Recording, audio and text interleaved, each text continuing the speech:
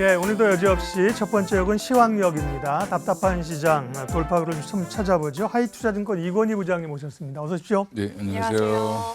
주변 미국도 빠지고 이 중동에서의 전황도 바뀐 건 없지만 이제 오늘쯤이면 지수대나 분위기상 좀 반등이 나오지 않겠어? 저는 개인적으로 기대했는데 네. 오르다가 뒷심이 좀 부족했습니다. 어떻게 보셨어요?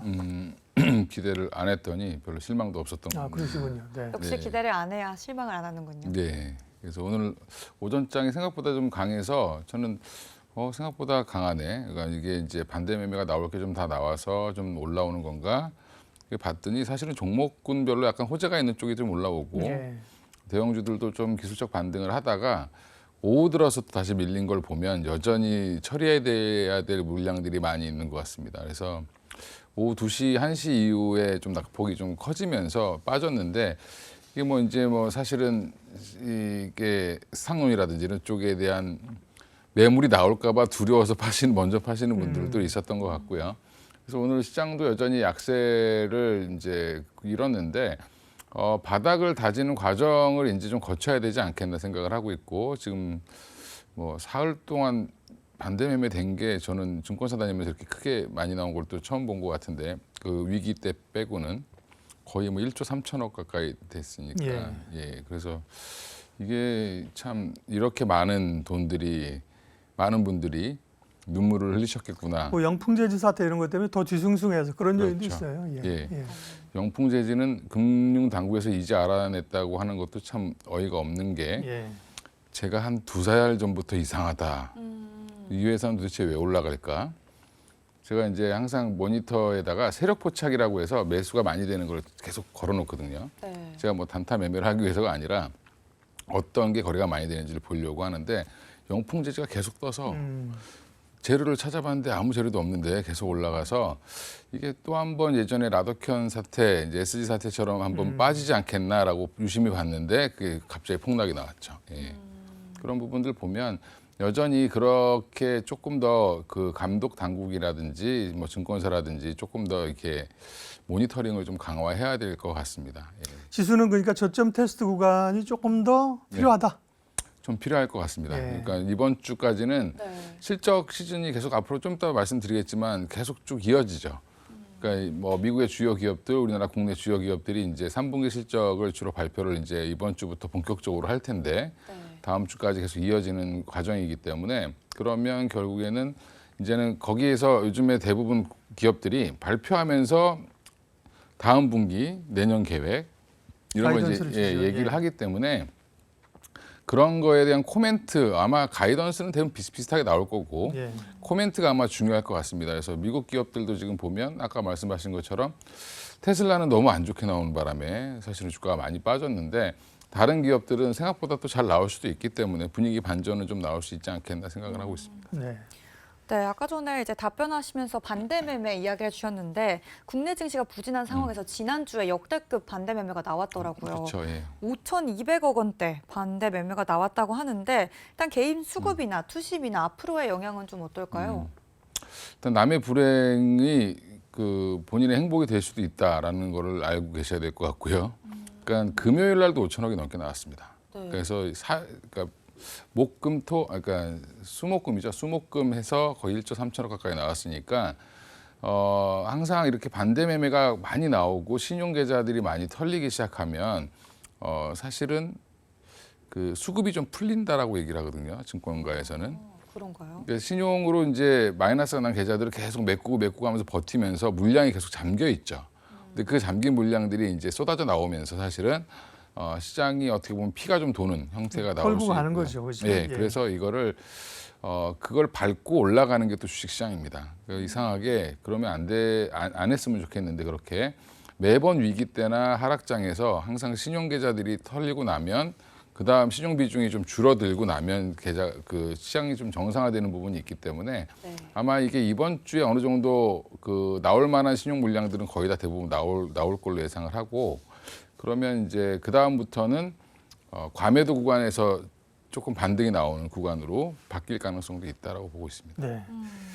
이 반대 매매에 관해서는 제가 생각을 좀 바꿨어요 최근에. 왜냐하면 이렇게 반대 매매 때문에 털리고 그러면 원금도 다 날리고 얼마나 안타까워요, 그죠? 그러니까요. 걱정을 우리가 매번 해주는데 이렇게 투자하는 분들은 자기 성향이 그렇더라고요. 네, 그러니까 맞습니다. 보통 뭐 이렇게 자기 돈 갖고 하던 분이 이번에만 갑자기 뭐가 씌워가지고 반대 매매를 두 배, 세 배 신용을 쓴다? 그런 건 아니고요. 네, 맞습니다. 이런 스타일을 쓰시는 분들이 있어요. 미수도 하고 그죠? 그런 맞습니다. 분들은 어떻게 보면 뭐 잘 됐다는 게 아니라 그 성향이기 때문에 그거를 리스크를 감내하고 한 분들이기도 해요. 그래서 제가 맞습니다. 이렇게 너무 아련한 심정으로 이걸 보진 말아야겠다 이런 생각을 했습니다. 예, 맞습니다. 네, 동의하십니까? 아니요, 저도 예, 제가 많이 겪어봤는데 네. 네.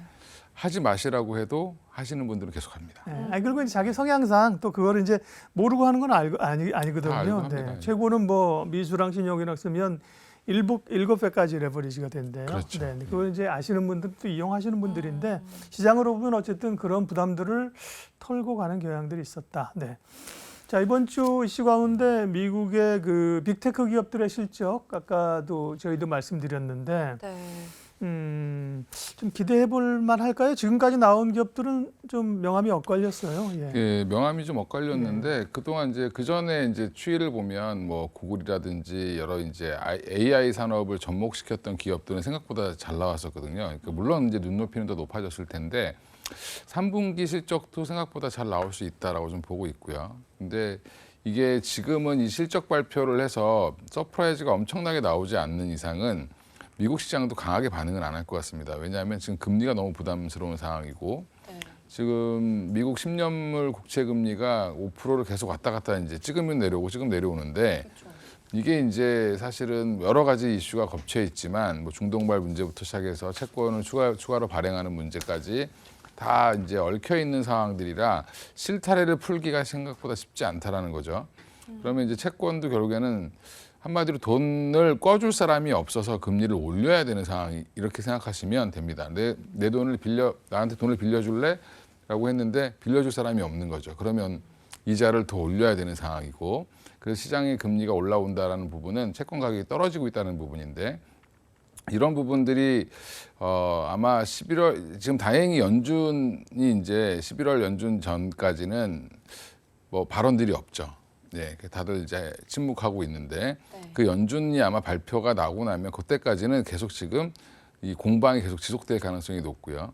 중동도 제가 볼 때는 뭐 지금 이스라엘 쪽도 그렇고 보면 생각보다 지리하게 장기간으로 끌고 갈 가능성이 높습니다. 그러면 이쪽은 이제 예전처럼 확 이슈는 안 되고 드문드문 사건이 있을 때마다 이슈가 되는 아마 지금 약간 지금 이스라엘도 네. 간보고 있고 다 간보고 있기 때문에 지나면서 될것 뉴스들이 같습니다. 조금씩 줄어드는 구간이 나올 그렇죠, 거예요. 그렇죠. 예, 예. 예. 그러면 이제 우크라이나 러시아 전쟁 때처럼 그건 그냥 상수가 돼 버리는 거죠. 변수가 아니라. 예.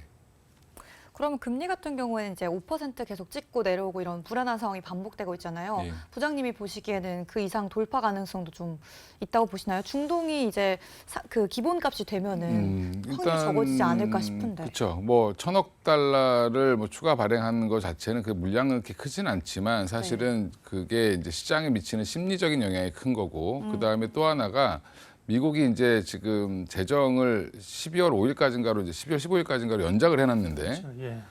그때 가면 또 문제가 됩니다. 그렇죠. 예, 그러면 이제 그때 또 다시 한번 문제가 되면서 또 정치적인 파동도 일어날 수 있고 지금 또 예민한 시기죠, 미국이.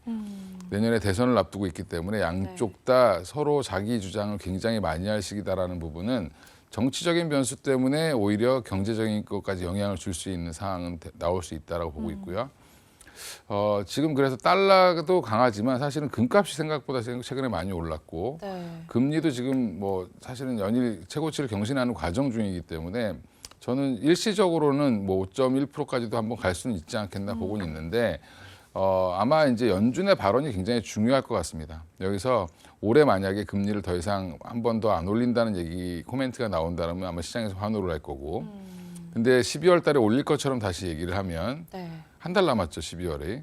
그러면 11월에 안 올리고 12월에 올린다라고 하면 시장은 또 침울해질 겁니다. 예, 이런 부분들은 여전히 좀 남아 있어서 아마 그때 이제 연준의 멘트를 보고 확인하시고 연말장을 연말장을 기대할 건지 네. 아니면 내년장을 기대할 기대해야 건지 될지. 예, 좀 바꾸셔야 될 것 같습니다. 네, 그리고 또 이제 수급에 대해서 질문을 드려보고 싶은데 시장이 빠질 때도 외국인은 전기전자 업종을 계속 사고 있다 이런 말씀을 또 나와서 해주셨어요. 다른 분들께서 이번 주에도 이 외인들의 반도체 수급 쏠림 지속될까요? 어떨까요? 그러니까 저는 그런 말을 한 적이 없는데.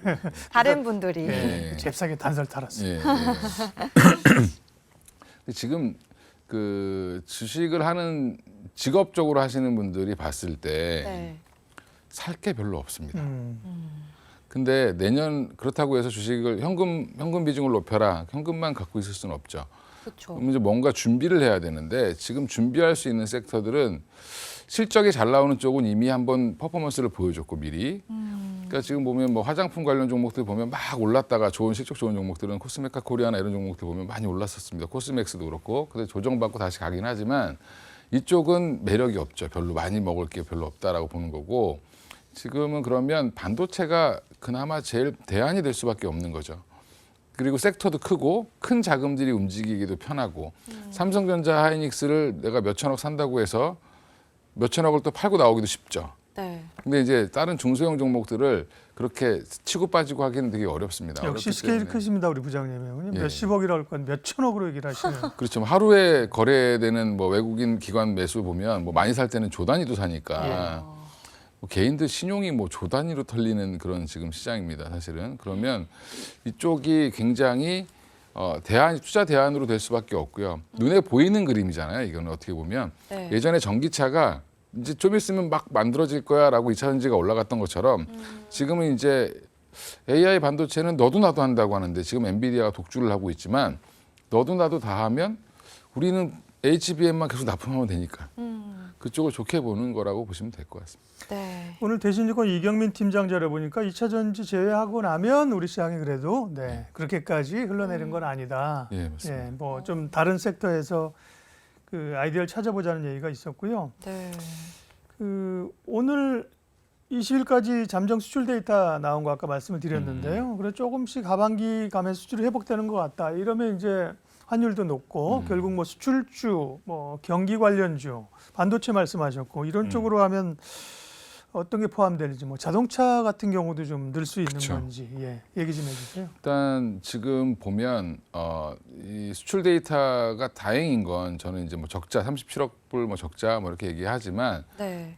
중요한 건 추세죠. 추세가 중요한데 그 동안은 문제가 뭐였냐면 흑자가 나더라도 불황형 흑자. 불안정자였잖아요. 수입도 줄고 수출도 줄고 뭐 근데 수입이 더 줄고 뭐 이런 거였는데 그렇죠.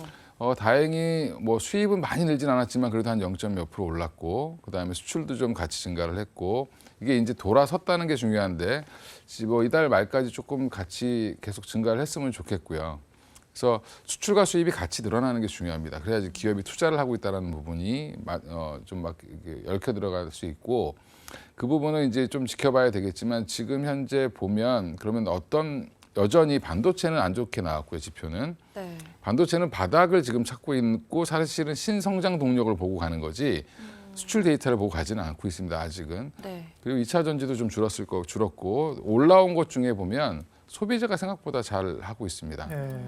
근데 특히 이제 화장품, 미용, 의료기기, 그다음에 생각지 못했던 것 중에 의류도 있습니다. 의류. 예, 의류도 있고 오늘 한세실업, OEM 업체들 움직이더라고요. 한세실업, 그다음에 영업무역 이런 아. 쪽이 지금 생각보다 실적이 잘 올라오고 있고, 그래서 오른 거군요, 오늘 OEM. 예, 미국이 그리고 네. 재고를 자꾸 늘리기 시작하고 있습니다. 얘네들이 코로나 직후에는 잘 안 팔릴 것 같아가지고 이제 물량을 만약에 한 뭐 평소에는 5,000벌 주문하던 거를 3,000벌만 주문을 했었는데 네. 이게 다 팔리고 재고가 없어서 못 파는 거죠. 아. 그러니까 이제 예전처럼 다시 5,000벌씩 이렇게 쌓아놓으려고 하면 물량을 더 많이 주문을 할 수밖에 없고 그런 거에 이제 한세실업이나 영업무역이 혜택을 보고 있다라고 보시면 될 것 같고요. 또 하나는 이제 지금 화장품들도 중국 관련된 단체 관광객 기수로 올라왔지만 사실은 지금 보면 예전에 화장품주 좋았던 것들 보면 중국발이 아닌 데가 좋았습니다. 그렇죠, 맞아요. 북미 쪽이나. 예, 뭐 인그루드 랩이라든지 코스메카 코리아라든지 아니면 CNC 인터내셔널이라든지 이런 뭐 일본, 미국, 그다음에 뭐 이런 쪽 동남아 쪽 진출했던 회사들이 좋은데 그런 회사들은 여전히 계속 보셔야 된다. 아. 예, 지금 코스맥스도 중국 매출 비중이 좀 줄고 미국은 지금 흑자로 돌아설 기조가 나오고 있고요. 그다음에 태국이라든지 인도네시아에다 지금 신규 공장을 지으려고 하고 있습니다. 그러니까 그리고 인디 브랜드의 그 틈새 공략으로 해서 인디 브랜드의 그 추세는 내년에도 계속 이어질 걸로 보고 있어서 인디 브랜드가 좋으면 우리나라에서 대신 만들어주는 뭐 코스메카 코리아나 뭐 코스맥스 같은 네. 한국콜마 이런 종목들은 여전히 좀 주목을 해보셔도 좋지 않나. 네, 그리고 최근에 이제 미국이 반도체 통제 관련해서 막 예. 얘기를 했었는데 예. 또 보니까 중국이 이번에는 흑연 수출을 통제한다면서 예. 대응에 나섰더라고요. 뭐 배터리 업체나 이런 데도 영향이 있을 것 같고 국내 증시에도 영향을 줄 수 있을 것 같은데 이 내용은 좀 어떻게 보시나요? 그러니까 이제 참 재밌죠. 안 좋은 뉴스가 나오기 시작하면 네. 그 업종은 계속 안 좋은 뉴스가 나옵니다. 2차 전지 지금 보면 굉장히 안 좋은 뉴스가 나왔는데 최근에 보면 안 좋죠. 뭐 주가가 아웃퍼폼 했던 것도 있지만 사실은 여러 가지 중국 업체의 뭐 재고 물량부터 시작해서 그다음에 실적이 부러지고 광물 가격 떨어지고 여러 가지 연동되면서 안 좋은 뉴스가 나왔는데 흑연까지 통제하면 사실은 우리나라 지금 음극재 업체들은 되게 타격을 입는 거죠. 타격을 입는 건데 그래도 그 와중에 돌파구는 뭐냐면 그동안 계속 그 중국의 비중이 높다는 걸 알고 있었기 때문에 포스코 퓨처엠 같은 데는 네. 이제 인조 흑연을 계속 개발을 했었습니다. 아, 예. 대책을 좀 세워놨네요. 그래도. 예, 그래서 이제 그거를 이제 어느 정도 이제 올려놨다라는 또 기사가 또 나왔으니까 아마 그렇게 해서 오히려 또 이제 피해주가 또 수혜주로 바뀌는 경우도 있으니까 한번 포스코 퓨처엠 한번 내일 움직임 보셔야 될 것 같고요. 네. 물론 단기적으로 보셔야 될 것 같고 그거는 지금 이거는 뭐 계속해서 나올 겁니다. 중국은 중국대로의 무기가 있기 때문에 근데 문제는 둘이 싸우는데 가운데 낀 우리나라가 계속 지금 반도체도 피해를 보고 있고 그다음에 지금 2차 전지도 피해를 보고 있는 상황이다라고 보시면 되죠. 네. 그 말씀하신 것처럼 반도체 규제를 지금 미국이 하면서 예. 긴장감이 높아지고 있는 건데 또 터져 나오는 건 또 2차 전지 쪽이고 뭐 중국은 어쨌든 우리가 약한 고리를 좀 가지고 계속 누리려고 하는 거니까요. 부담이고요. 그러면 지금 반등이 좀 올 시점을 바닥을 확인해야 된다고 하셨는데 그렇게 이제 10월이 벌써 다 갑니다. 이번 주 지나면요. 그러면 11월을 맞게 되는데요. 기본적인 시장에 대한 전략부터 좀 말씀해 주세요. 지금은 너무 적극적으로 매매하시지 마시고 갖고 계신 포트 내에서 이제 반등이 나올 때 내게 올라올 수 있느냐가 중요하거든요. 예. 항상 시장이 빠질 땐 같이 빠졌는데 올라올 때는 선별해서 올라옵니다. 맞아요. 예, 그래서 지금 너도 나도 지금 반도체를 얘기하는 것 같고요. 또 그다음에 저는 또 아까 얘기했던 것처럼 소비재라든지 숫자가 명백하게 보이는 쪽이 있습니다. 그런 쪽은 생각보다 견조할 수 있고 또 이제 2차 전지 같은 경우는 기술적 반등이 나올 때 내가 이게 이제 추세가 바닥이 끝났나 보다 하고 들어갔다가 추가 하락을 한 번 더 맞을 수도 있다라고 보고 있어서 지금은 너무 적극적인 매매보다는 뭐 저는 반도체 섹터를 중심으로 여타 이제 숫자가 좀 나오는 기업들을 좀 담아가자. 오히려 지금은 라면 관련된 주식을 사시는 게 더 편하실 수도 있다. 뭐 소비재 관련된 게 왜냐하면 이거는 뭐 데이터가 계속 보입니다. 그냥 이렇게 불안할 때 투자자들이 보면 데이터가 좀 나오는 쪽으로 계속 자금이 좀 흐르기 때문에 최근에 금융주가 올라가는 것도 눈에 보이죠. 지금 대출이 계속 증가하고 있으니까 영업이 계속 증가할 수밖에 없다라고 보는 거고요. 그러니까 그런 쪽으로 지금 시선이 좀 몰려 있다라고 보고 있습니다. 예. 네. 반도체는 이번 주 목요일인가요? SK 하이닉스가 이제 실적 발표합니다. 그리고 다음 주 화요일 날 삼성전자가 이제 본실적, 네. 그다음에 컨퍼런스 콜 하니까요. 그 내용들을 SK 하이닉스는 뭐 생각보다 좀 적자 규모가 좀 줄어드는 쪽으로 네, 저도 얘기 이렇게 나오는 보는데 거죠. 1조 6천억 정도 적자를 가이던스 상으로 이제 얘기하고 있는데 점점 줄고 있습니다. 줄고 예. 있는데 이제 삼성전자 잠정 실적이 보면 생각보다 잘 나왔기 때문에 예. 하이닉스도 생각보다 잘 나올 걸로 예상을 하고 있고 그럼 적자 규모가 축소되면 일시적으로 또 하이닉스는 뭐 주가가 거의 빠진 건 없으니까 또 한번 여기서 위 고점을 트라이 한번 13만 원대를 도전을 할 것 같고요. 그럼 관련해서 이제 관련 종목들도 같이 움직일 가능성이 높다. 여전히 이제 반도체 쪽은 여러 가지 종목이 많지만 찌는 몇 개 없습니다. 사실 보면 장비주들도 보면 네. 너무 작은 종목들 하지 마시고 여전히 제가 계속 말씀드렸던 하이닉스, 한미반도체, 뭐 그다음에 이오테크니스 정도 뭐 이 정도까지는 좀 보고 있습니다. 네. 2차 전지는 지난주에 이제 목요일 날 장 끝나고 포스코홀딩스가 실적 발표했고요. 네. LG엔솔 실적 좋게 나왔고 포스코홀딩스도 뭐 영업이익은 워낙 철강이 있으니까 선방했고 양극재 업체들은 부담이 됐고 실적 나올 걸 좀 체크해야 되고 내일에 포스코홀딩스가 이제 본 실적 발표하고 컨퍼런스 콜 한대요. 자동차 쪽은 어떻게 봐야 되는지 자동차 뭐 실적이나 이슈 주목할 거 있으면 좀 봐주세요. 자동차가 26일 현대차 나오고 27일 현대모비스, 기아 이렇게 나올 네. 텐데 네. 이쪽은 여전히 생각보다는 잘 나올 겁니다. 근데 물론 이제 2분기 피크는 맞는데 3분기에 숫자는 줄지만 가이던스 대비해서는 좀 잘 나올 가능성이 높다라고 보고 있고요. 판매 추이도 생각보다 괜찮습니다. 그래서 지금 현대차, 기아 같은 경우는 실적 나오면 오히려 주가가 좀 한 번씩 반등할 가능성이 높다라고 보고 있습니다. 오. 갖고 계신 분들에게 네, 휴식을 기대. 마무리 멘트를 해주셨습니다. 어쨌든 뭐 지금으로서 실적으로 좀 비비면서 가야 될 그런 상황입니다. 네. 희망역에서 주식시장을 둘러싼 주요 핵심 이슈들, 전략, 하이투자증권 이건희 부장님과 말씀 나눴습니다. 부장님 고맙습니다. 고맙습니다. 감사합니다. 이로운 경제 채널 EBC